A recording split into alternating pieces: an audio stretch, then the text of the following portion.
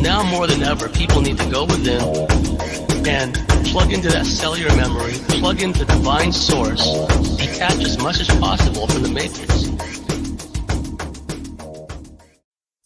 Hello again, everybody. This is James Bartley, and you're listening to the Cosmic Switchboard Show. Today, my very special guest is Pigtail Gurl. Pigtail Gurl is the self-proclaimed leader of the Wizard Rebellion here on Earth and an intuitive healer, which is her main focus and life's work. She's spent the last 26 years studying, DJing, and healing on almost every continent. She's a truth-seeking video blogger, video and podcast editor, writer, singer, wife, mom, and businesswoman. Pigtail Gurl has guested on a number of wellness and truth-based podcasts. Together, Pigtail Gurl and Starfire Tour co-founded many global life and planet-saving group missions, including the Amazon Rainforest Mission, the Australia Rain Mission, the Coronavirus Mission, and more recently, Operation Warriors of Light. So without any further ado, Pigtail Gurl, welcome to the Cosmic Switchboard Show. I want you to talk about your voyage of discovery, what brought you to where you are at this point on your journey. At some point, talk about what happened with the whole Corey Goode Blue Avian Sphere Being Alliance harassment and intimidation that went on, because that is a story in and of itself. And, you know, having had MyLab experiences, many people out there having had MyLab experiences, when the Corey Goode story became front and center, we were somewhat taken aback by the content of the information, the circus-like atmosphere surrounding it. What was particularly troubling to me were aspects of it that seemed to suggest that there was some level of intentional disruption going on, intentional deception and misleading going on. So we'll get to that eventually, but I just want to point out to the listeners that Pigtail was on the receiving end of that, and she knows firsthand what that felt like to be at the receiving end of this interference from this, what amounted to a cult of personality. But before we go there again, please, I'd love to hear your voyage of discovery, Pigtail, and the things that happened in your childhood, the formative experiences growing up. Well, my earliest memories when I was born and coming into this earth were that I just remember very distinctly being a young child, somehow understanding that there was something wrong. Don't know why I had this feeling, but I had this feeling that something needed to be fixed. And I used to just look at the houses and the schools, and I used to just have this feeling, this is all wrong. It's not supposed to be like this. I started getting bullied a lot. And then when I became a teenager, I started to have very strange experiences.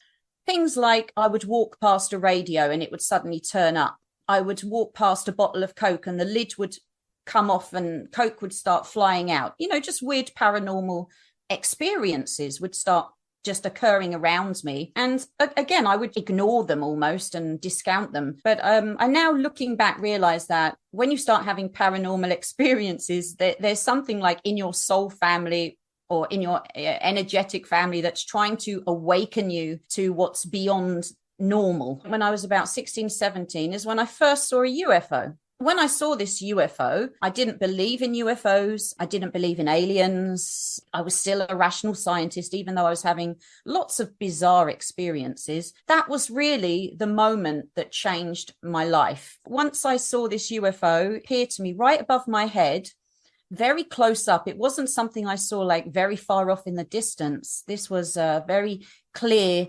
visitation, a silver disc with lights all around the bottom, very classic sort of Star Trek-esque looking disc. I couldn't discount it. I couldn't ignore this disc. It stayed above my head for about 10 seconds only, and then it disappeared as fast as it had arrived. Now, this was really the defining point on my path. I could no longer discount all the paranormal experiences I was having. And so I started to remember those first memories I had when I was young and started to reconnect to that part of myself that was looking around now, questioning my reality.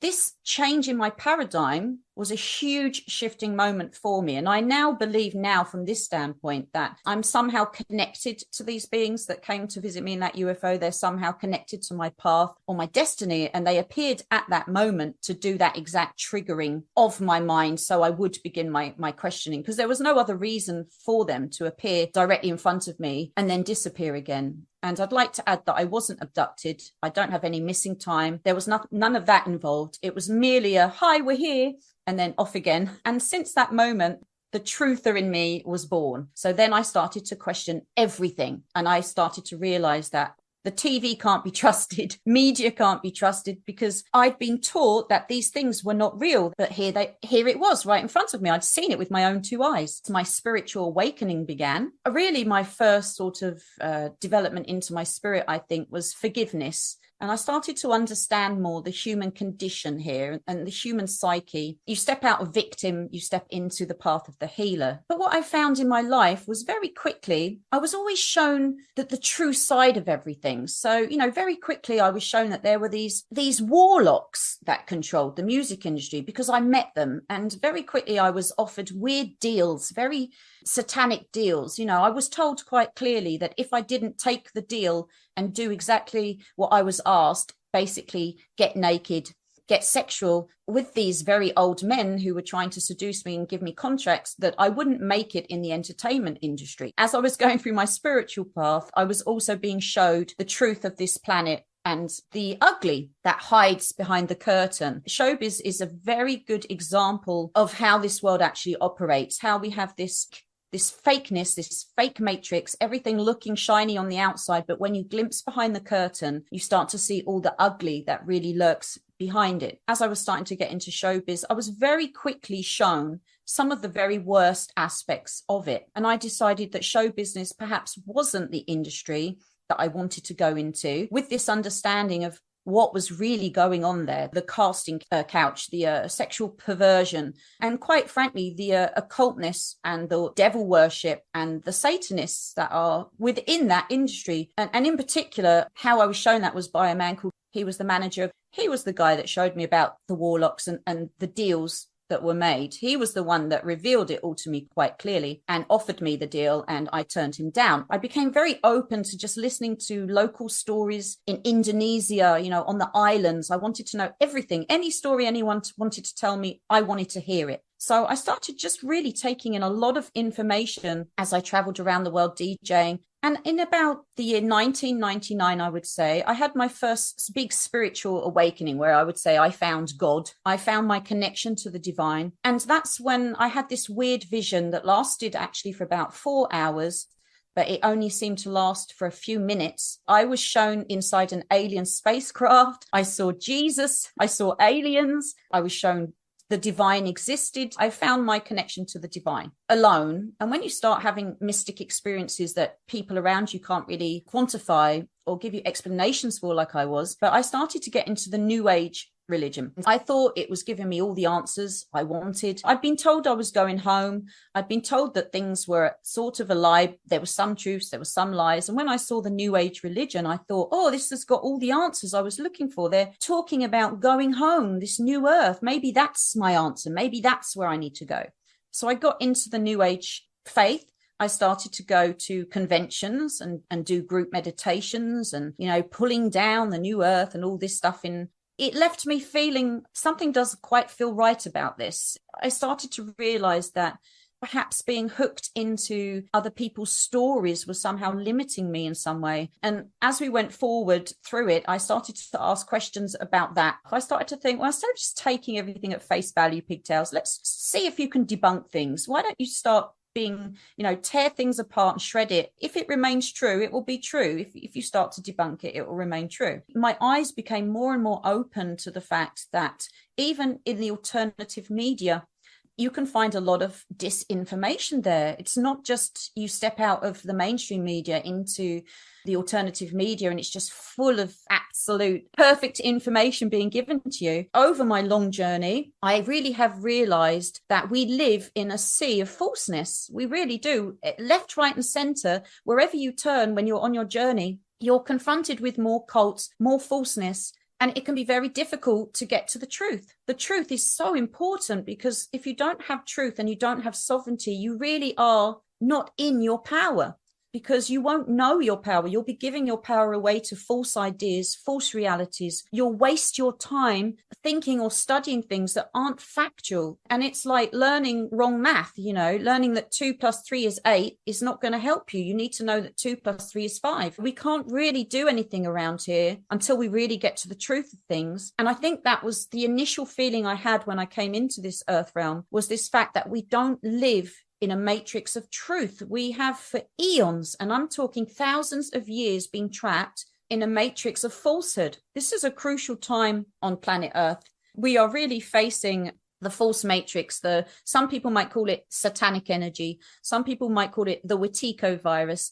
But the fact that there has been this dark energy that has been taking over this planet like a cancer, like a parasite, for thousands of years, has kept humanity in the dark, because it doesn't want us to know the truth. It doesn't want us to know that it's here and what it's doing through its minions, through its falsehoods and misinformation that it casts upon us as dark magic, as dark spells. It wants to keep us in the dark so we cannot free ourselves from this falseness, from this false matrix that it's implanted here within our consciousness over our planet, this false grid. You'll notice that for thousands of years, minions have been creating their temples and their cults along all the power lines on this beloved planet that we live on. All of the ley lines, are being hijacked. Why is this being done? It's because the divine, true nature of our planet has been hijacked and overlaid by this DMA, by this Wetiko energetic, to enslave us and keep us in the dark. This is why knowing the truth, cutting off your energies from these cults, reclaiming your power is so important at this time, because as you do this, you open a doorway to free everyone. And that's really where I'm at today. Where do you really want your energy to go? Do you want it to go to the blue chicken cult? Do you want it to go to the flat earth cult?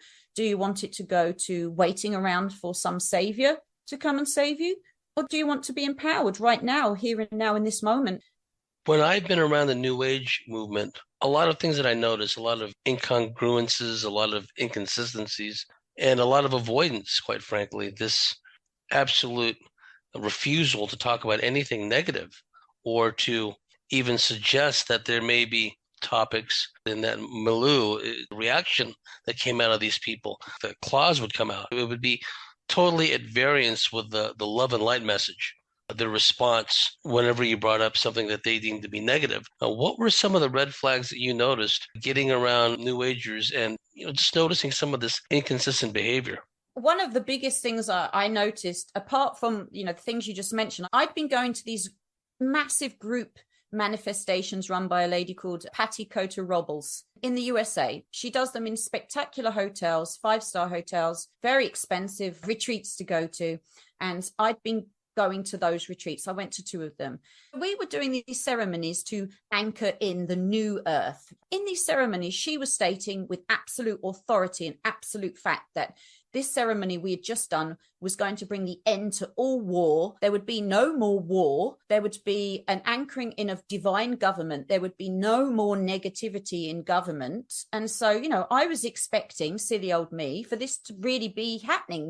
We'd anchored it in. It would be a thing, right? So within the next few months, I would see quite clearly that what we'd done was true.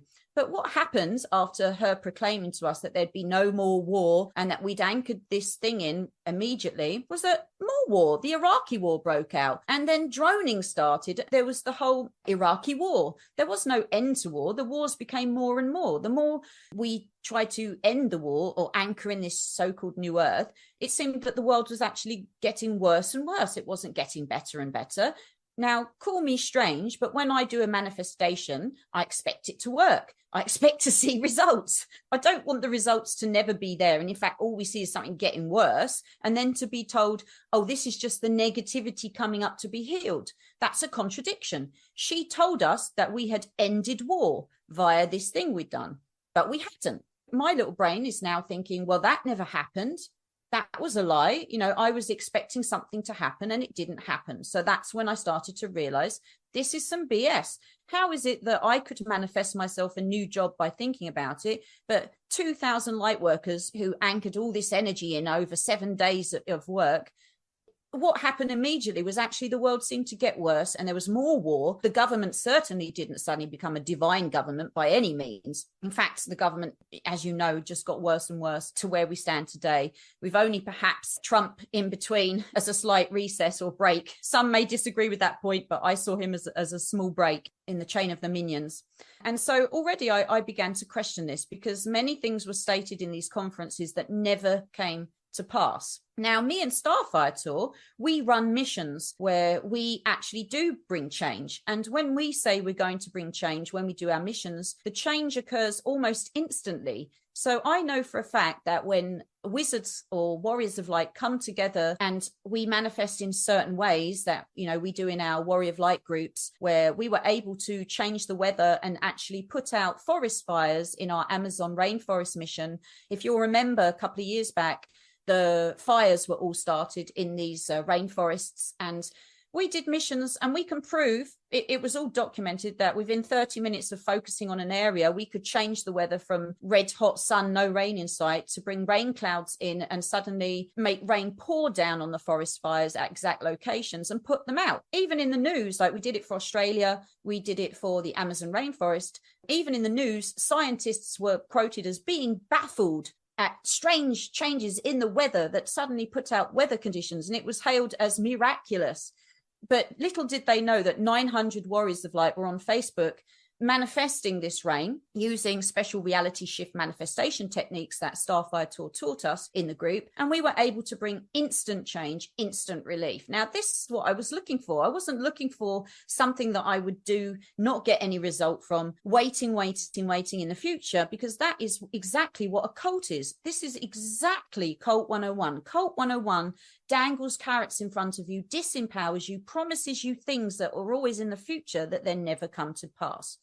Since then, I've been lucky enough to start working with Starfire Tour and find out that actually you can co-create, you can bring instant change, but to do that, you have to be empowered. You have to disconnect from all the cults, all the disbeliefs, and you have to learn how to truly use your power and how to shift reality as a group, which we can do. We can be powerful co-creators. We can do all of those things. The New Age movement, it was just always teaching you to wait for something that was somehow coming in the past, in the future. You were always in this state of waiting, and you're just waiting, and you're being told all these positive things, but the positive things don't connect to reality. They don't connect to what you're seeing or experiencing. And this, to me, causes cognitive bias in your brain. It causes confusion. It's like I'm being told one thing, but reality is showing me another thing. This is exactly what I started to realize, how cults work, how cults manipulate you, is they get you to believe in fantasies, thus removing you from your power. This is how I started to see through the BS of the New Age movement, because call me old-fashioned, but if I'm doing some magical workings, I expect to see the results. And that's just me. As a wizard, that's what I expect. And now, luckily, I've met Starfire Tour, and we've come up with methods and protocols that we can use, and we can bring change, and we can see that change. We can measure that change. We can say, we did this. This is the result. It worked. And that's what I've always been looking for. All I ever wanted was truth and things that I could use to actually help this planet improve on some level. So that's my journey, was my journey out of the New Age movement. And also just this constant attacking of New Agers. If you wanted to talk about, you know, something negative you were going through or some bad feelings, they would just, have a go at you or look at you as if you were, you know, blaspheming almost, that, you know, you couldn't suggest that you were feeling negative or, you know, seeing negativity in the world, because it was all not really there. It was sort of your imagination, and that you just had to imagine things into the light. But if imagining things into the light by ignoring the negative actually worked, it would have worked years ago. It's not something that would work 24 years in the future. It would be something that worked right away. We need to really ask questions, not just take things on the say-so of people. And if we're doing meditations that we're being told is going to somehow help the planet, we need to start asking, well, where's the results? If we're doing things and we're not seeing the results, that's not telling us, oh, it's really working, we just haven't seen the results yet. What that's telling you is this is not bringing you a result. People have to start testing things out a bit more scientifically. Like if I'm joining a group meditation, and it says we're changing the world for the better. Where's the result? Did we see the result? If yes, great, carry on. If no, look somewhere else. Find something that works. I think what's happened also is the good intentions of many in the New Age community have been misdirected. There was a group of people, and I'm not going to mention the name of the well-known channeler who was behind a lot of this. She's got a worldwide online group. Somehow, I guess a lot of the members have the money to burn because they can just get on boats and planes and fly to remote parts of the world and do what they call grid work, right? Yeah. What was interesting to me was the entities that would come through in the channelings that directed a lot of these activities. They are entities which I wouldn't lend much credence to. I mean, this group regards Walt Disney as is he an archangel now, or is he an ascended master? Okay. Oh God. Yes, and then there's others of that ilk. Some are from more esoteric native type backgrounds, some of these ascended masters, and you hear the names Cthulhu. I'm sure you're familiar with a lot of these names, but they would come through in these channelings and they would direct these people to go and do grid work here, there. Egypt is a popular location, so is the Andes. Okay, so they've got all these people flying hither, thither, and yon to do this work, and I couldn't help but wonder if who were they really doing it for, and what's really being done with the energy grid in those locations when they're doing all this, right? So Yeah. there's deception going on at many levels. In the time we got left in the first segment, Pigtails, could you tell us how you became aware Corey Good and then what became known as the blue chicken cult? Because very briefly, how I got involved in it, and I didn't know, let me rephrase it, how I became aware of it was I had friends that kept encouraging me to go on to Bill Ryan's Project Avalon My Lab forum, right? I'm not really much of a joiner inner, had a lot of things going on, but the people that were encouraging me to do this, I liked and I respected.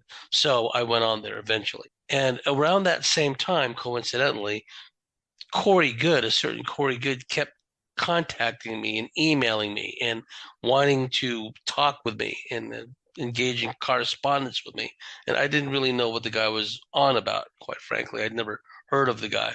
Well, it turns out that Corey Good by then had already amassed something of a following, and he set up I wouldn't call it a rival group on the same bulletin board system that the Project Avalon forum that Bill Ryan ran, but it was in the same kind of network. The same kind of system. There was a lot of cross-pollination at work. And so anyway, long story short was I go on to these Project Avalon forum groups or parallel Corey Good group kind of thing.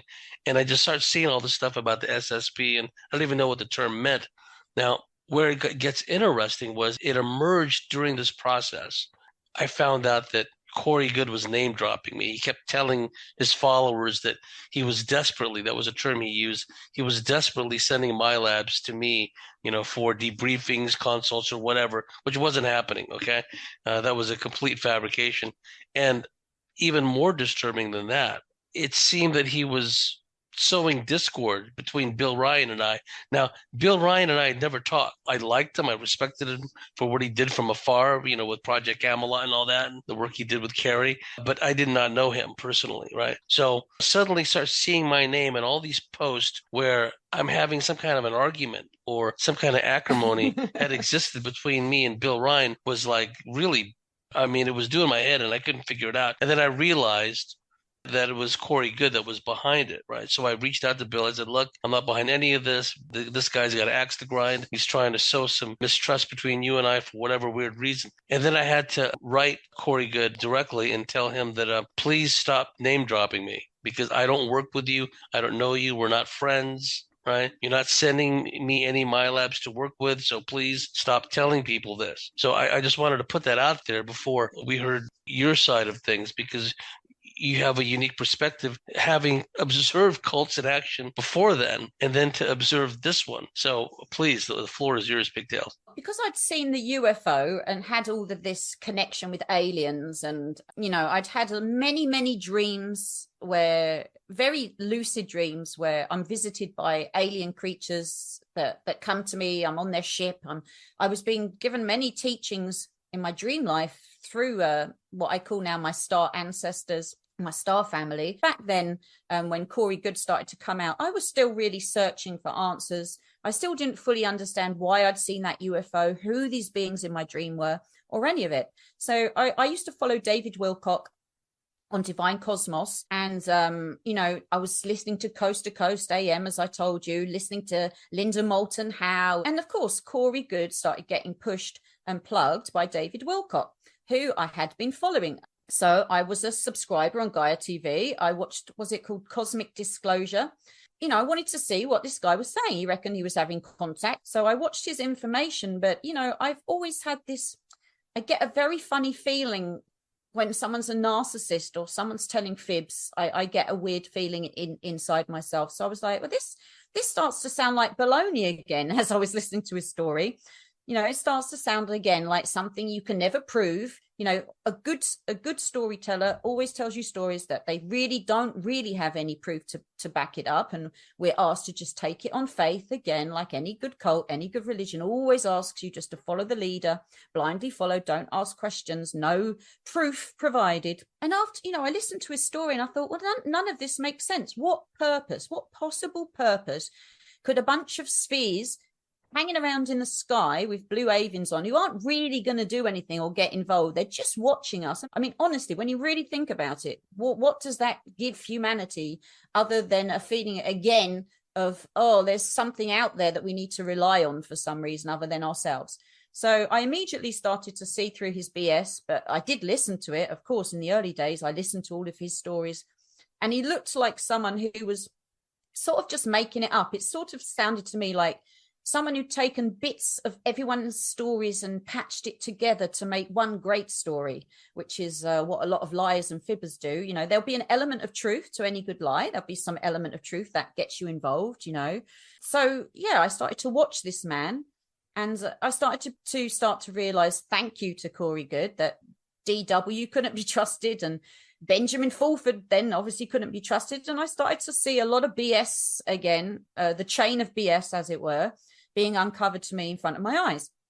I was doing my YouTube channel at that time, and I started to talk about it on my YouTube channel about this cult. And I started to make comedy videos where I would do a fake channeling, as an example, of the blue avians using silly puppets. And I made friends with a lady called Groovy Bean, and we connected at this time, and we started to do funny videos where we would make fun of Corey Good and the Blue Chicken Cult, as we called it, and Cliff High as well. He started to call it the Blue Chicken Cult. We started to make fun of it, and this led us to harassment, of course. I had at this point no idea just how organized this cult really was until I started to get personal emails in accounts that no one has access to. So when I started with Yvonne making these funny videos, some very strange things started to happen. I know my friend Yvonne started to get death threats, and threats to the point where she no longer wanted to go online and make videos, very upset and traumatized by it all. My YouTube channel started to just get harassed by loads of people attacking us, all of these so-called love and light brigade, right? Because what were the blue avians were supposed to be preaching all this love and light, but then you don't see it, right? And when you don't see it in a group, it's BS, because, by their fruits they shall be known. And all of his followers seemed to be hysterical extremists who couldn't take a joke, couldn't take any discussion, started bombarding my channel with negative comments and downvotes as a group, as a troop. And then my very personal email accounts that I don't share with anyone started to get strange messages sent there, as if to say, oh, we know this is you, we're watching you. And I started to get harassing emails sent to my personal email accounts under my true name that nobody else knows about. That was my personal experience of their cult, that somehow they must have had professional hackers or detectives or something who were letting me know that they knew where I was, what my true name was, what my true email accounts were even, and they were sending me bizarre messages like that. Once you've been on the receiving end of a cult, for fact, you've seen behind the curtain. What I observed in the depositions he's been giving, and like yourself, I could only take in small doses. He's squirming in his seat. He's dissembling. For a guy who claims total recall in the secret space program, he can't seem to remember anything while he's being deposed. He doesn't even know the name of one of the entities he's suing. That's a typical liar tactic, though, isn't Yes, it? I yes, mean, we yes, it see it in is. our politics. We see it in politicians all the time, or royals. Remember, Prince Andrew had no memory of meeting Yes, that girl that he was accused yes, of. They have no memory of it. So, yes. And so watching Corey Good do this and just his body language and the very vibe that he gave off. Now, at the time I was going through this when I was growing up, very much thought that I was dealing with misfortune due to the fact that I seem to be surrounded by pathological liars. Okay, mm, family, friends, etc., etc. Now, what has since emerged, now that all this, water under the bridge is passed, is being around all those pathological liars taught me not to go so much by what they're saying, which generally are lies or hyperbole anyway, but the vibe that goes with it, right? So yeah. when I'm confronted with a Corey Good type or someone like him, I immediately detect that vibe of deception, of narcissism, of entity attachment, whatever the case may be, automatically. There's not even thinking process behind it. I just outright reject the information. I reject the person because I know it's total nonsense and a deception. It's a con, right? Basically. So that was my very first impression of Corey Good. That whatever comes out of this guy is some sort of a deception. And then you add on to that the harassment meted out to people like you and Yvonne. He's stirring the pot between Bill Ryan and I for some bizarre reason, name dropping me, acting like he and I are mates, that we work together. These are all red flags for somebody who is a disruptor. And he also had proven, because people had shared screenshots of some of his comments to them in private messages, where he's basically boasting privately on the side that yes, he's some kind of insider, that he's directed to do what he's doing, and it's all essentially a sham, right?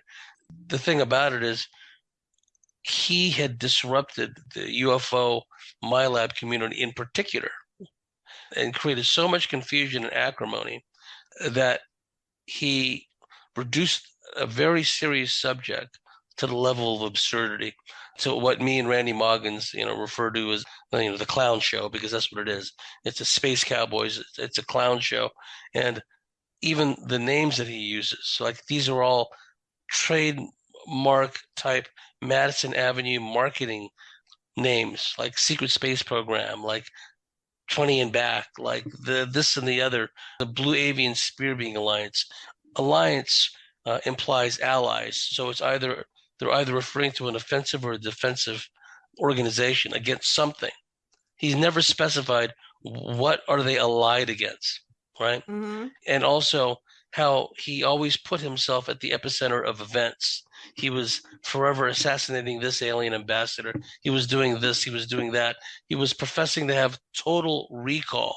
When those of us who've gone through MyLab experiences know that a fundamental basis for all this is mind control, is creation of alters, of even to the point of putting into people, into MyLab's entities, which will momentarily take them over for an op or for training or whatever the case may be. Yet here's this guy, Corey Good, who's claiming total recall about all of experiences, which tells you right off the bat that he could not have been in any such program because he wouldn't remember as much as he's claiming to. So anyhow, I just wanted to get that out there. And thank you so much, Pigtails. We're just getting started here. Could you let our listeners know how they could find you and find your work online?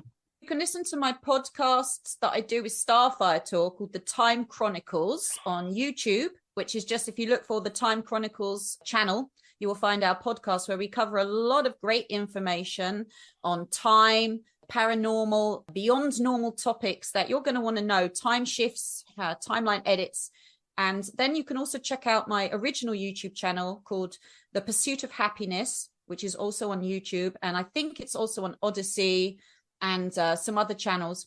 I've also got a subliminal channel where I make healing subliminals to help people with many different issues. And you can find those free healing offerings on my channel, Subliminal Junkie. That's also on YouTube. And if you want to find me on Facebook, you can find me under the names Grace Hope. Even though there's many other Grace Hopes on Facebook, I do have one profile called Grace Hope, and I also have a profile called Electra Fireness, which is my latest incarnation, having been cancelled so many times. So you can connect with me on Facebook or on my YouTube channels. Those are the best places to go to find me.